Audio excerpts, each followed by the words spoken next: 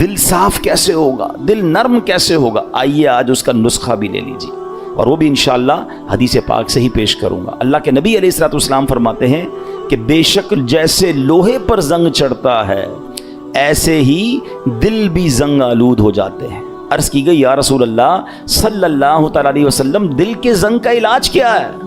ارشاد فرمایا موت کو کثرت سے یاد کرنا اور ذکر اللہ کی کثرت کرنا. اللہ کا ذکر یہ دل کا زنگ دور کرتا ہے. تلاوت قرآن یہ دل کا زنگ دور. آپ کو کبھی کبھی مزہ نہیں آئے گا, یہ بھی میں آپ کو بتا دیتا ہوں, پہلے سے بتا دیتا ہوں کہ جس کے دل میں پرابلم ہوتی ہے نا, وہ جیسے ہی ذکر اللہ کرے گا اس کو نیند آنے لگے گی, تلاوت کرے گا بوریت شروع ہو جائے گی, مسجد میں آئے گا ٹینشن شروع ہو جائے گی. اب آپ کو میں ایک فارمولہ دے دیتا ہوں. پہلے ذہن بنا لیں کہ مجھے دل صاف کرنا ہے, مجھے گناہوں کا یہ زنگ اتارنا ہے, مجھے اللہ کی معرفت اپنے دل میں چاہیے. تو اب حل کیا ہوگا؟ اب اس کو دنیا کی اگزامپل سے سمجھاتا ہوں. مثال کے طور پہ کسی کو بخار ہو جائے ہیں اور کوئی وائرس لگ جائے, کھانا اچھا نہیں لگے گا, پانی اچھا نہیں لگے گا, چائے اچھی نہیں لگے گی, جوس اچھا, گھر والے بیچارے سوپ بنا کے دیں گے, نہیں کھانا ہے, منہ کڑوا ہو جاتا ہے. اب کیا کرتے ہیں؟ اچھا نہیں لگتا پھر بھی کھاتے ہیں. آپ کو یہ پتا ہے بیک آف دا مائنڈ کہ تھوڑے دنوں کی بات ہے, بلکہ فیملی اچھی نہیں لگتی, بچے اچھے نہیں لگتے. جب بندہ بیمار ہوتا ہے تو ہم بچوں کو گھر سے تو نہیں نکال دیتے, ہمیں پتا ہے طبیعت میری خراب ہے. تھوڑے دن کے بعد جیسے ہی بیماری ہٹے گی کھانا بھی اچھا لگے گا, بچے بھی اچھے لگیں گے, ماحول سارا ٹھیک ہو جائے گا. پرابلم میرے اندر ہے, ہم کنٹینیو کھاتے ہیں. بالکل اسی طرح جب آپ کو ذکر الہی میں مزہ نہ آئے, تلاوت میں لطف نہ آئے, درود پاک میں وہ جو چاشنی ہے نہیں مل رہی, سجدوں کی لذت نہیں مل رہی, بھاگ نہیں جانا مسجد چھوڑ کے, عبادت کرنا چھوڑ نہ دیں, تسبیح رکھ مت دیجیے گا. یہ بیماری ہے جو آپ کو نہیں کرنے دے رہی, آپ کنٹینیو کرتے رہیں. ایک وقت آئے گا دل کا زنگ دور ہوگا, ہر ذکر الہی آپ کو مزہ دینے لگے گا, ہر سجدے میں آپ کو معرفت ملنے لگے گی, ہر تلاوت کا ذوق آپ کو ملتا رہے گا. آپ دعا کے لیے ہاتھ اٹھائیں گے, آپ کے آنسو بہنا شروع ہو جائیں گے, کیونکہ اس ٹائم تک آپ کو یہ کرنا پڑے گا تاکہ یہ دل کا زنگ دور ہو جائے. اور جب اللہ کے نبی نے فرما دیا ہے کہ موت کو کثرت سے یاد کرنا اور ذکر الہی دلوں کے زنگ کو دور کرتا ہے. ایک اور پرابلم یہ ہے, ہم موت بلائے بیٹھے ہیں, ہمارے سامنے جنازے اٹھ رہے ہیں, ہمارے سامنے لوگ دنیا سے جا رہے ہیں, ہم قبرستان جاتے ہیں وہاں بھی لوگ فون پہ مستی مذاق کر رہے ہوتے ہیں. ارے پہلے کا دور کیسا تھا, جب جنازہ ہوتا تھا نا, میت کے رشتہ دار کو ڈھونڈنا مشکل ہو جاتا تھا. لوگ کہتے کیسے ڈھونڈے, سارے ہی رو رہے ہیں. اور سب کیوں روتے تھے؟ ان کو میت سے اتنا پیار نہیں ہوتا تھا, سب کو اپنی موت یاد آتی تھی. وہ قبرستان دیکھ کر سمجھ جاتے تھے کہ ہم نے جانا ہے, مگر ہم موت بھلائے بیٹھے ہیں. کبھی کبھی ان چیزوں کو یاد کرنا چاہیے.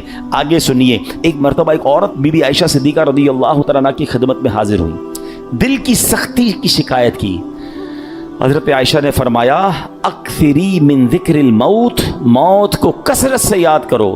چند دن کے بعد وہ عورت آئی اور بی بی عائشہ کا شکریہ ادا کرتی ہیں, کہتی ہیں جب سے میں نے موت کو یاد کرنا شروع کیا یہ بات رنگ لائی ہے, میری دل کی سختی دور ہو گئی ہے.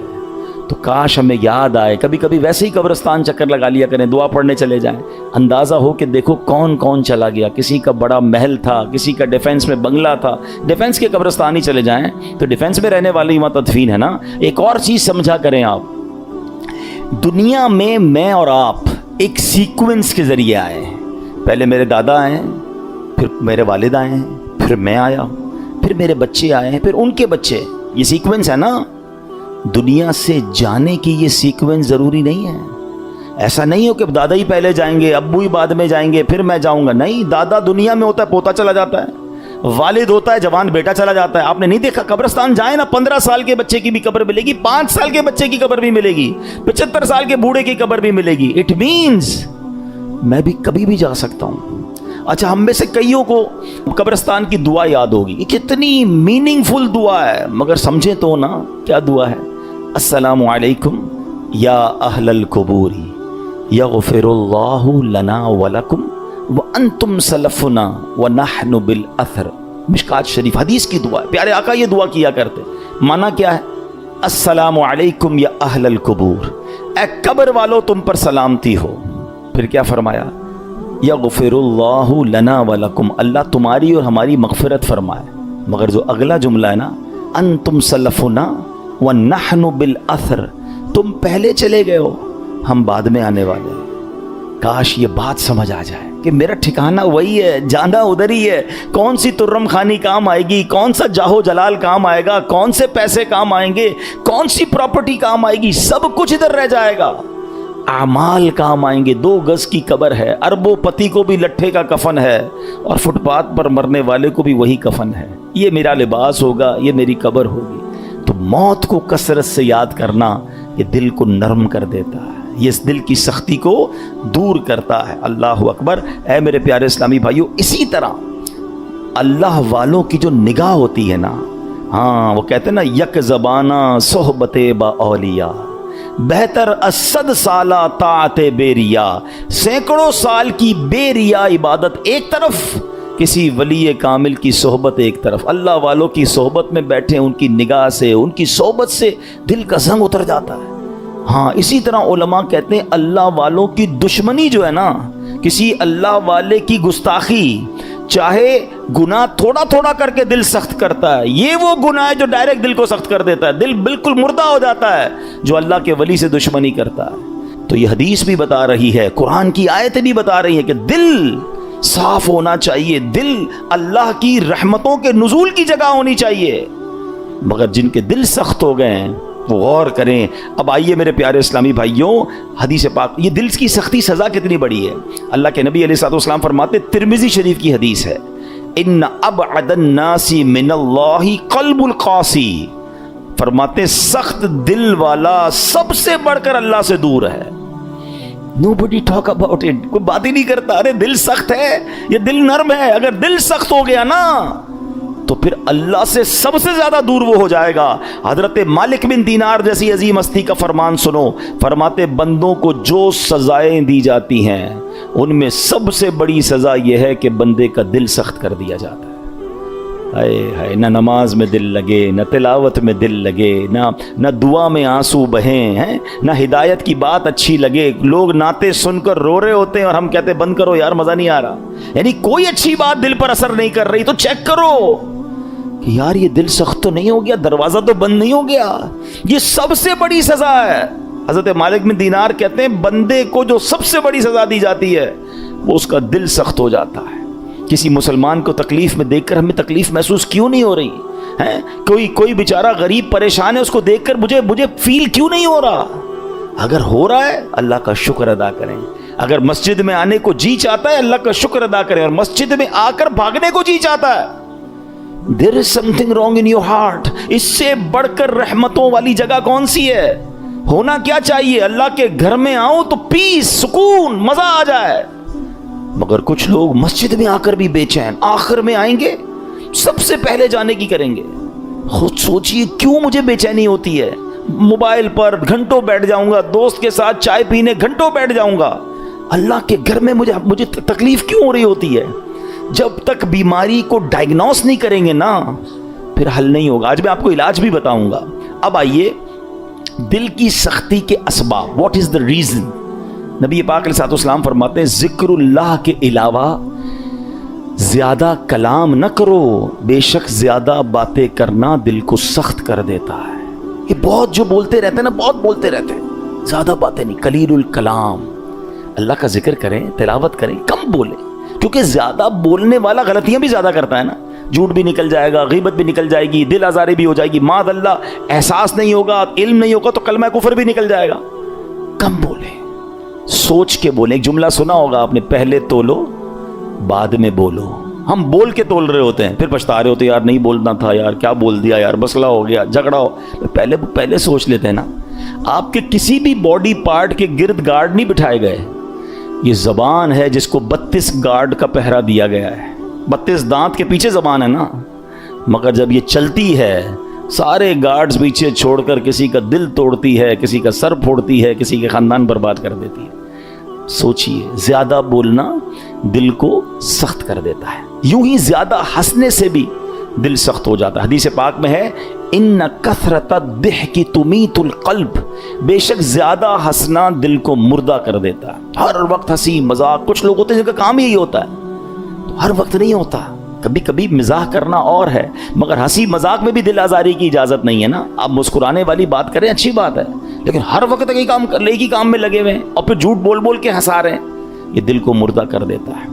اچھا پھر زیادہ کھانا، بالخصوص حرام حلال کی پرواہ کیے بغیر کھاتے چلے جانا، یہ بھی دل کو مردہ کر دیتا ہے۔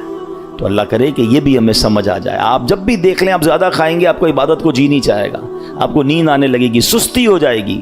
رمضانوں میں لوگ زیادہ عبادت کرتے ہیں، جو کم کھاتے ہیں آپ دیکھیں وہ عبادت زیادہ کر رہے ہوں گے۔ تو کم کھانا، اور حرام سے تو پہلے ہی بچنا ہے، حلال ہی کھانا ہے۔ اب دل کو سب سے زیادہ جو نقصان دینے والی چیز ہے نا، موسٹ ڈینجرس، وہ ہے گناہ۔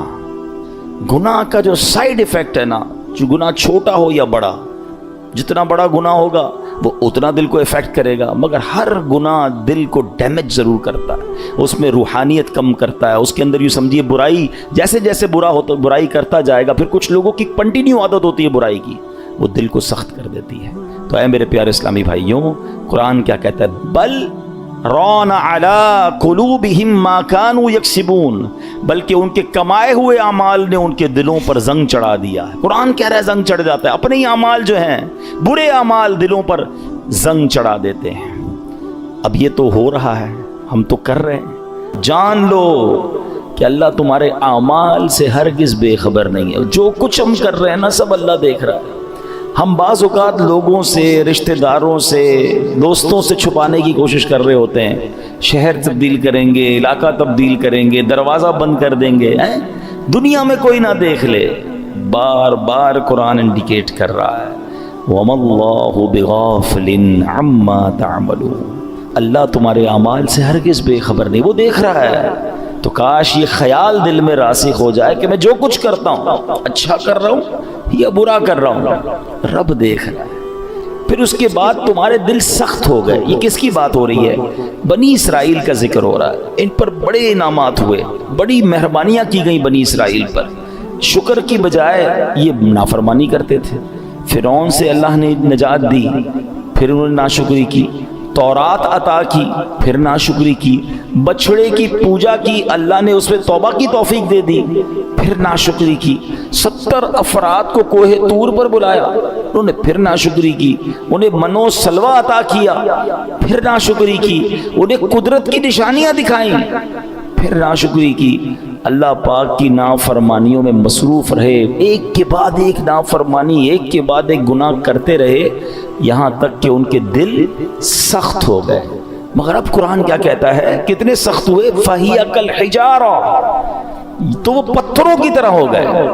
پتھر کتنا سخت ہوتا ہے سمجھیے گا، یاد رکھیے سختی کی اور بھی چیزیں ہوتی ہیں، لوہا بڑا سخت ہوتا ہے، لکڑی بڑی سخت ہوتی ہے، مگر لوہا آگ سے نرم ہو جاتا ہے، لکڑی پانی سے نرم ہو جاتی ہے، مگر پتھر کتنا سخت ہوتا ہے، نہ گرمائش میں پگھلتا ہے، ہتھوڑے مار مار کے اس کا برادہ تو کر سکتے ہیں، چورا چورا کر سکتے ہیں، مگر نرم نہیں کر سکتے۔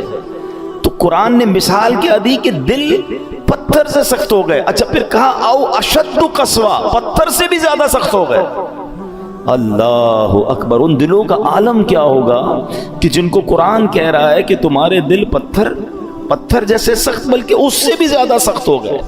اللہ اکبر۔ اے میرے پیارے اسلامی، حالانکہ پتھر کی ایک اور تعریف قرآن خود آگے بیان فرما رہا ہے، وَإِنَّ مِنَ الْحِجَارَةِ لَمَا يَتَفَجَّرُ مِنْهُ الْأَنْهَارُ، پتھر میں تو کچھ وہ ہیں جن سے ندیاں بہتی ہیں، وَإِنَّ مِنْهَا لَمَا يَشَّقَّقُ فَيَخْرُجُ مِنْهُ الْمَاءُ، اور کچھ وہ ہیں جو پھٹ جائیں تو ان سے پانی نکلتا ہے، وَإِنَّ مِنْهَا لَمَا يَهْبِطُ مِنْ خَشْيَةِ اللَّهِ، اور کچھ وہ ہیں جو اللہ کے ڈر سے گر پڑتے ہیں، یعنی پتھر بھی اللہ کا خوف کرتے ہیں۔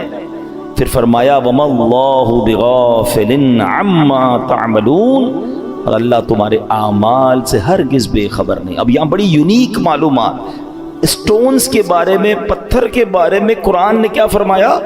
پتھر چاہے کتنے سخت ہوں، اللہ کے نافرمان نہیں ہوتے، یہ بھی پھوٹ پڑتے ہیں، ان سے بھی چشمے جاری ہوتے ہیں، خوف خدا کے سبب بڑی بڑی چٹانیں، بڑے بڑے پتھر لڑک جاتے ہیں، لیکن گناہ گاروں کے دل جب سخت ہو جائے نا تو وہ اتنے سخت ہوتے ہیں کہ وہ پتھر سے بھی زیادہ سخت ہو، ان پر کوئی بات اثر نہیں کرتی، اللہ کا حکم سن کر یہ زیر نہیں ہوتے، عذاب کا تذکرہ سن لیں تو ان پر خوف طاری نہیں ہوتا، جنت کی نعمتوں کا سن لیں پھر بھی دل مائل نہیں ہوتا۔ اے میرے پیارے اسلامی بھائیوں، غور کیجیے، آج کے دور میں بھی بعض اوقات ایسے بندے دکھتے ہیں کہ جن کے دل سخت ہو جاتے ہیں، اور سختی کی قرآن نے وجہ جو تفسیر میں ہم نے سنی کہ گناہ پر گناہ، ایک کے بعد ایک دوسرا گناہ۔ حدیثوں میں یہ مضمون ملتا ہے کہ بندہ جب ایک گناہ کرتا ہے نا تو اس کے دل پر ایک نقطہ لگ جاتا ہے، بلیک ڈاٹ۔ دوسرا گناہ کرتا ہے، پھر دوسرا نقطہ، تیسرا کرتا ہے، تیسرا نقطہ، ایک وقت آتا ہے پورا دل ہی کالا ہو جاتا ہے۔ اب ہدایت کی کوئی بات اثر نہیں کرتی ہے۔ اسی لیے کہتے ہیں نا، جیسے ہی گناہ ہو جائے ویسے ہی توبہ کر لو، جیسے ہی نافرمانی ہو جائے ویسے ہی نیکی کر لو۔ کلیریفائی ہونا چاہیے، ہارٹ پیور ہونا چاہیے، آنسو بہایا کرو اللہ کی بارگاہ میں کہ یہ دلوں کو دھو دیتا ہے، دلوں کو صاف کرتا ہے، بندہ خوف الہی سے لرزتا رہے۔ مگر آج حال یہ ہے کہ دل اتنے سخت ہو گئے کہ کوئی ہدایت کی بات اثر کرنا تو دور کی بات، اچھی بھی نہیں لگتی۔ آج کے دور میں کسی سے اچھی بات کرو، قرآن کی بات کرو، دین کی بات کرو، لڑنے لگ جاتا ہے مسلمان ہو کر۔ یہ کیا ہر وقت بات یہ لگائی بھی ہے، کیوں بھائی اللہ رسول کی بات کرتے ہو، ہم کوئی اور بات کر رہے ہیں۔ خود سوچیں، ہمیں ہر اس شخص کو سوچنا چاہیے کہیں دل سختی کی طرف تو نہیں جا رہا ہے۔ اچھا، اب پتھروں میں شعور ہوتا ہے، یہ بڑی عجیب بات آج ہم نے سنی، شاید بہت ساروں کے لیے نئی بات ہوگی۔ مفتی احمد یار خان نعیمی بہت بڑے مفسر قرآن ہیں، فرماتے ہیں اس سے معلوم ہوا کہ پتھروں میں بھی شعور ہوتا ہے۔ یہ الگ بات ہے کہ ہمیں ان کے شعور کی خبر نہیں ہوتی۔ قرآن میں ایک اور جگہ اللہ نے ارشاد فرمایا، اور داؤد کے ساتھ پہاڑوں اور پرندوں کو تابع بنا دیا کہ وہ پہاڑ اور پرندے تسبیح کرتے ہیں۔ ہاں، پرندے تو تسبیح کرتے ہیں، پہاڑ بھی اللہ کی تسبیح کرتے ہیں۔ آپ نے نہیں سنا ابو جہل کے ہاتھ میں کنکر تھے نا، کیا آ کر کہا تھا اس نے اللہ کے نبی کو کہ اے محمد صلی اللہ علیہ وسلم، اللہ کے سچے نبی ہو تو بتاؤ میری مٹھی میں کیا ہے۔ اللہ اکبر، نبی پاک کا کیا خوبصورت جواب تھا، فرمایا میں بتاؤں تیری مٹھی میں کیا ہے؟ جو تیری مٹھی میں کنکر ہے بتا دے میں کون ہوں۔ اور پھر کنکروں نے کلمہ پڑھنا شروع کر دیا، تو پتہ چلا کہ پتھر بھی اللہ کی تسبیح کرتے ہیں۔ اور اللہ اکبر، اور احد پہاڑ کے بارے میں کون نہیں جانتا؟ اللہ آپ کو مجھے بار بار مدینہ پاک کی حاضری نصیب فرمائے۔ نبی پاک علیہ الصلوۃ والسلام، سبحان اللہ، آقا کے معجزات میں سے یہ معجزات ہے کہ جب نبی پاک مدینہ منورہ میں یا مکہ پاک میں سڑکوں پر کسی کے شاہراہ پر تشریف لے جاتے تو آس پاس کے پتھر نبی پاک کو سلام کیا کرتے۔ احد پہاڑ کے متعلق آقا نے فرمایا، احد پہاڑ ہم سے محبت کرتا ہے، ہم اس سے محبت فرماتے ہیں۔ اب پہاڑ نبی پاک سے محبت کرتا ہے، اور یہ کیسا خوبصورت پہاڑ ہے کہ نبی پاک علیہ الصلوۃ والسلام نے فرمایا کہ احد میرے ساتھ جنت میں جائے گا۔ اب یہاں علماء نے اور خوبصورت بات کی کہ پہاڑ نبی پاک سے محبت کرے تو جنت میں جائے، تو جب امتی محبت کرے تو اس کا تو عالم ہی کچھ اور ہوگا نا۔ تو محبت رسول یہ جنت میں جانے کا سبب ہے۔ مگر جو ہمارا ٹاپک ہے کہ اللہ کی عطا سے یہ پہاڑ، یہ پتھر بھی رب کی تسبیح کرتے ہیں، ان میں بھی شعور ہوتا ہے۔ اللہ اکبر۔ اور احد کے پہاڑ کی تو یہ فضیلت ہے کہ ایک جگہ نبی پاک علیہ الصلوۃ والسلام نے فرمایا، جب تم احد پہاڑ کے پاس آؤ فَكُلُوا مِن شَجَرِهِ، اس پر اگنے والے درخت کے پتے بطور تبرک کھا لیا کرو ہے۔ اور پھر فرمایا اگرچہ احد پہاڑ پر اگنے والے درخت کے صرف کانٹے ہی ملے، اگر پتے نہ ملے تو کانٹے چبا لیا کرو۔